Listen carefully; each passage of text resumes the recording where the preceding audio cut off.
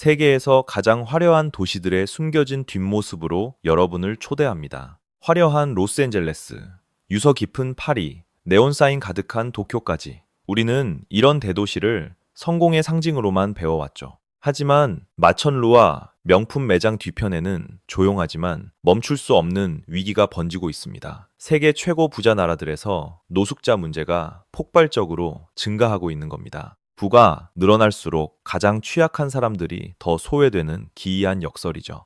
대체 왜 이런 일이 벌어지는 걸까요? 우리 도시들은 이 문제를 해결할 수 있을까요? 오늘 우리는 엽서 속 풍경 너머 전 세계 텐트촌 이면에 숨겨진 사람들의 이야기와 우리 사회 시스템의 실패를 파헤쳐 봅니다. 이 주제가 중요하다고 생각하신다면 좋아요와 구독을 눌러주시고 아래 댓글로 여러분의 의견을 남겨주세요. 우리는 정말 한계에 다다른 걸까요? 함께 이야기해 봅시다. 먼저 미국의 텐트 수도 로스앤젤레스입니다. 햇살 가득한 캘리포니아 해변으로 함께 가보시죠. 꿈의 도시, 할리우드 스타, 그리고 수천 개의 텐트가 공존하는 곳 로스앤젤레스. 대부분의 여행객은 이 극명한 대비에 큰 충격을 받곤 합니다. 전 세계가 오스카 시상식에 열광하는 동안 불과 몇 킬로미터 떨어진 악명 높은 스키드로우에선 전혀 다른 드라마가 펼쳐지고 있습니다. LA에서는 7만 5천 명이 넘는 사람들이 집 없이 살아가며 미국의 텐트 수도라는 암울한 별명을 얻었습니다. 대체 왜 이곳일까요? 이렇게 부가 넘쳐나는 도시에서 말이죠. 그 답은 서민층을 철저히 외면한 주택 시장에 있습니다. 로스앤젤레스의 평범한 아파트 월세는 평균 소득을 훌쩍 넘어 치솟았고 많은 이들에게 아메리칸 드림은 악몽이 되었습니다. 이건 실업자들만의 이야기가 아닙니다. 비싼 보증금을 감당 못해 차에서 지내는 교사, 서비스직 노동자, 그리고 학생들의 이야기이기도 합니다. 이 텐트촌을 걷다 보면 인도 위에 세워진 거대한 공동체를 마주하게 됩니다. 살인적인 집값 경쟁에서 밀려난 사람들입니다. 몇 블록에 걸쳐 끝없이 이어진 텐트들은 도시가 위로는 부유해지지만 가장 낮은 곳의 사람들은 외면하고 있다는 명백한 증거입니다. 풍요의 땅에서 수많은 이들이 소외되고 있다는 냉혹한 현실이죠. 다음은 뉴욕 지하철의 노숙자 문제입니다. 서부 해안을 떠나 이제 빅애플, 뉴욕의 심장부로 가보겠습니다. 뉴욕의 위기는 수직적으로 나타납니다. 길 위에서 어둡고 축축한 지하 터널로 내려가는 거죠.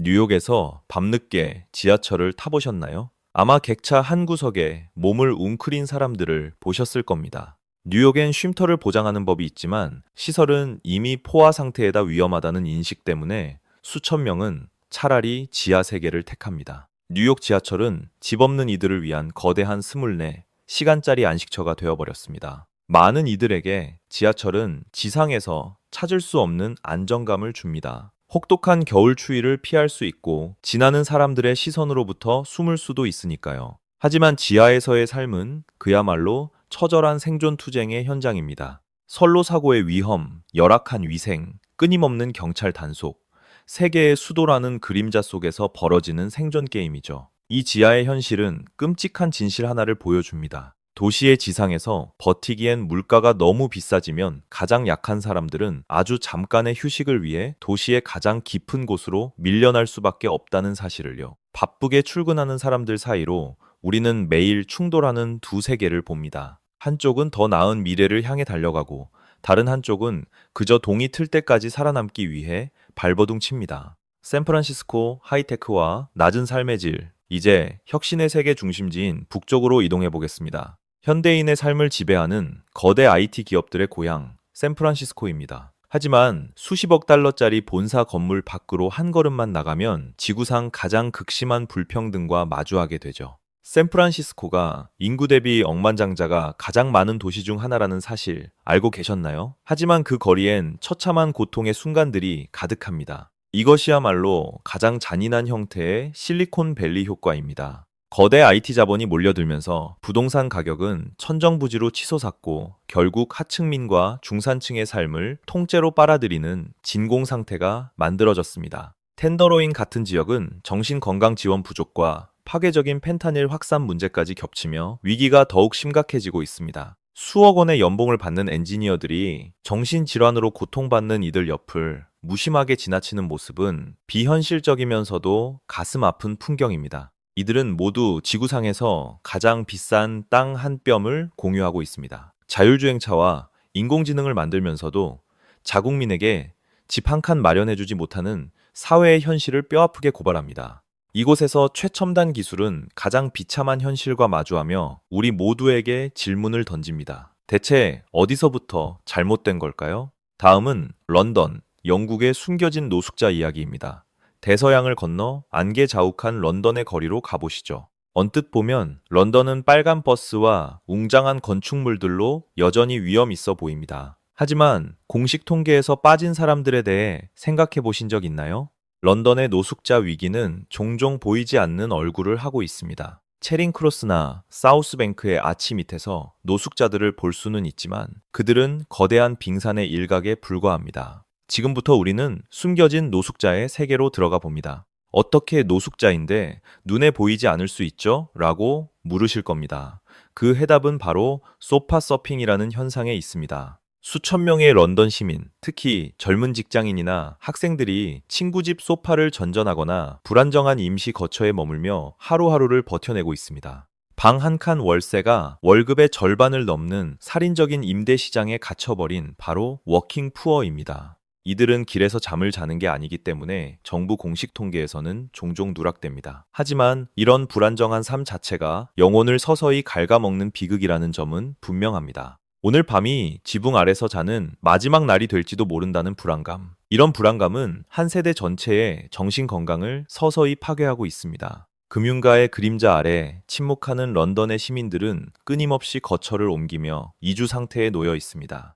이는 노숙 문제가 단순히 텐트만의 문제가 아니라는 걸 보여줍니다. 때로는 내 집 열쇠를 영원히 갖지 못하는 문제일 수도 있다는 것을요. 여덟 번째, 센 강변의 텐트촌입니다. 빛의 도시 파리로 왔지만 오늘은 에펠탑이나 루브르 박물관을 보러 온 게 아닙니다. 저희는 지금 센 강 제방을 따라 거대한 콘크리트 고가도로인 페리페리크 순환도로 아래를 걷고 있습니다. 이곳에서 파리의 낭만적인 이미지는 참혹한 현실과 정면으로 부딪힙니다. 파란 플라스틱 천막과 임시 거처들이 어지럽게 널려 있죠. 이 캠프들이 몇 번을 철거해도 계속 다시 생겨나는 걸 눈치채셨나요? 파리의 이 위기는 전 세계적인 이주 문제와 깊이 얽혀 있습니다. 이 강변 텐트 주민 대다수는 중동과 아프리카에서 온 난민과 망명 신청자들로 숨막히는 행정 절차에 발이 묶여 있습니다. 공식 수용시설은 이미 꽉 찬 지 오래라 이들에겐 다리 및 흙바닥 말고는 갈 곳이 없습니다.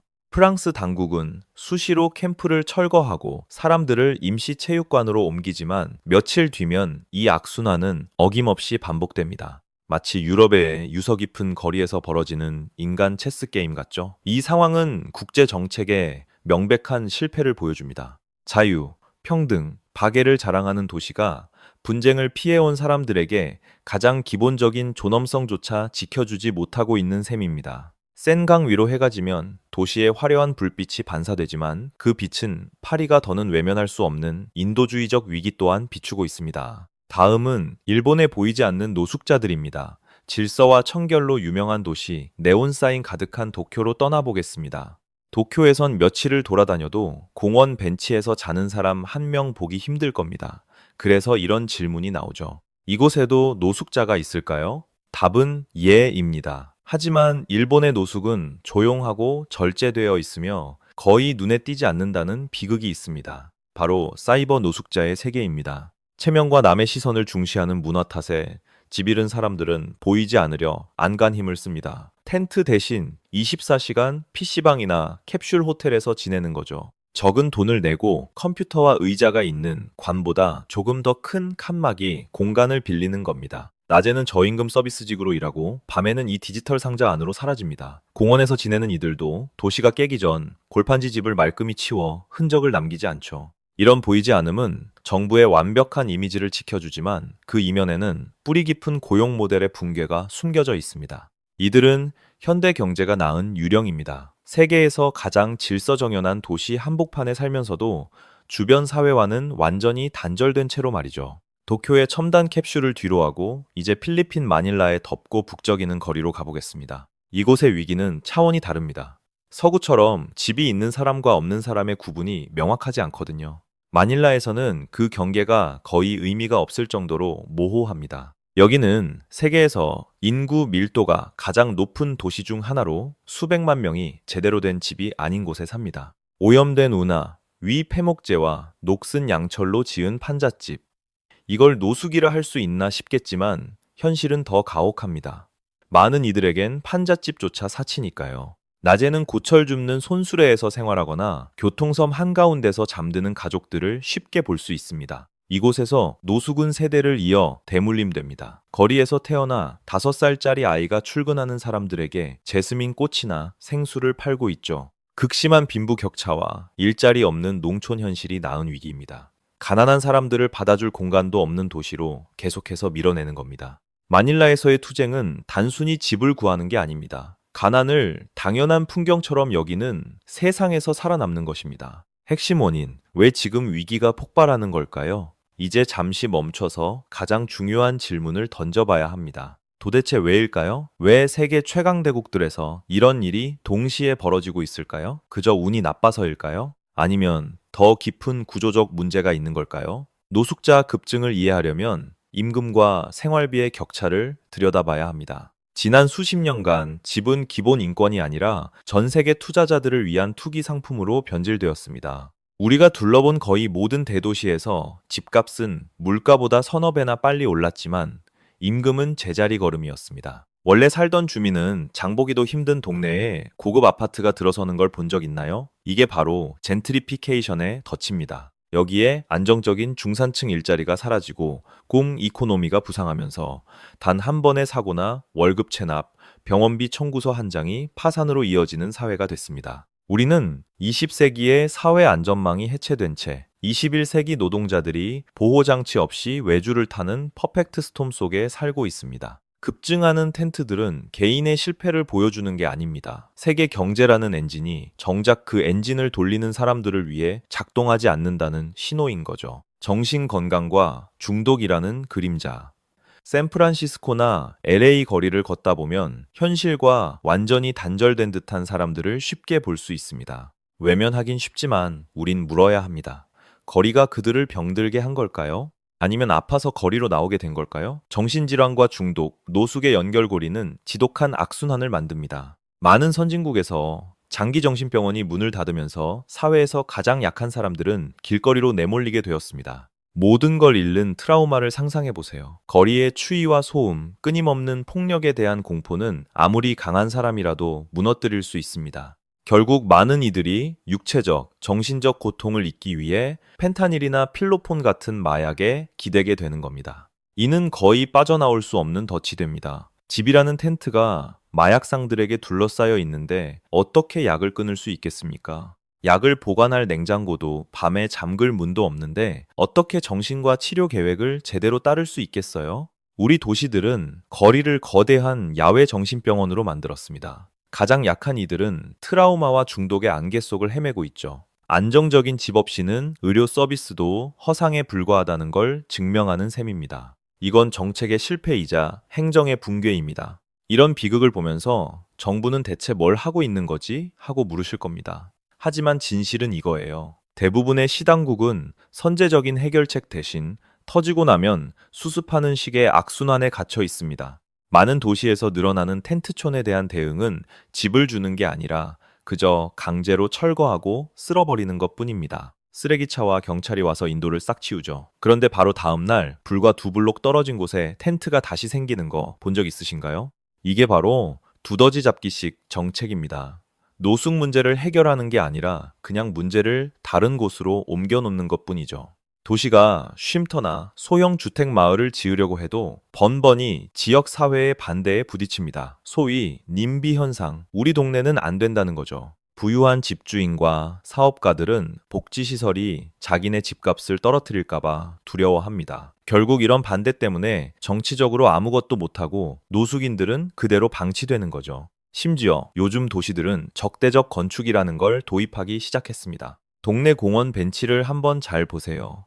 혹시 누가 눕지 못하도록 중간에 팔걸이를 박아놓지 않았나요? 다리 밑에는 뾰족한 금속 스파이크가 박혀 있고요. 이런 디자인의 철학은 하나입니다. 가난한 사람들에게 도시를 불편하게 만들어 그냥 알아서 사라지게 하려는 거죠. 하지만 런던에서 파리까지 우리가 본 것처럼 사람은 사라지지 않습니다. 그저 더 어둡고 위험한 곳으로 숨어들어 고통받을 뿐이죠. 미래, 이게 새로운 일상이 될까요? 이제 우리는 냉혹한 질문 하나를 마주해야 합니다. 지금 우리가 보는 게 일시적인 위기일까요? 아니면 이게 21세기의 새로운 현실일까요? 전 세계적으로 도시화가 빨라지면서 전문가들은 2050년까지 65억 명 이상이 도시에 살 거라고 예측합니다. 토지와 주택, 사회복지를 다루는 방식을 바꾸지 않는다면 지금의 텐트촌은 시작에 불과할 겁니다. 하지만 꼭 이래야만 할까요? 이미 효과가 증명된 모델도 있습니다. 핀란드는 주거 우선, 즉 하우징 퍼스트 접근법을 처음 시작했습니다. 이건 먼저 안정적이고 존엄한 집을 제공해야 그 사람의 중독이나 정신건강 문제도 해결할 수 있다는 생각입니다. 간단해 보이지만 여기에는 정치적인 용기와 사회적인 공감대가 필요합니다. 지금 대도시들엔 이게 부족하죠. 화려한 도시의 스카이라인을 보면서 우리는 어떤 미래를 만들지 결정해야 합니다. 소수만을 위해 계속해서 더 높은 빌딩만 쌓아 올릴 건가요? 아니면 마침내 다수를 위해 발밑에 갈라진 보도블록부터 고칠 건가요? 결국 노숙은 개인의 선택이 아니라 우리 문명 중심에 자리한 시스템의 실패입니다. 도쿄에서 파리까지 이 도시들은 공학의 승리지만 진정한 위대함은 마천루나 은행 금고로 측정되지 않습니다. 진정한 성공은 가장 취약한 사람들을, 즉 발전의 그늘에 가려진 이들을 어떻게 대하느냐에 달려 있습니다. 이 위기는 우리 모두에게 보내는 경고입니다. 완벽한 세상을 쫓느라 인간의 존엄성을 길바닥에 버려둘 순 없습니다. 부유한 도시에서 텐트를 본다면 그건 우리 모두를 실패하게 만든 시스템의 거울이란 걸 기억하세요. 이제 문제는 해결할 수 있냐가 아닙니다. 언제 해결할 마음을 먹을 것이냐 하는 것이죠.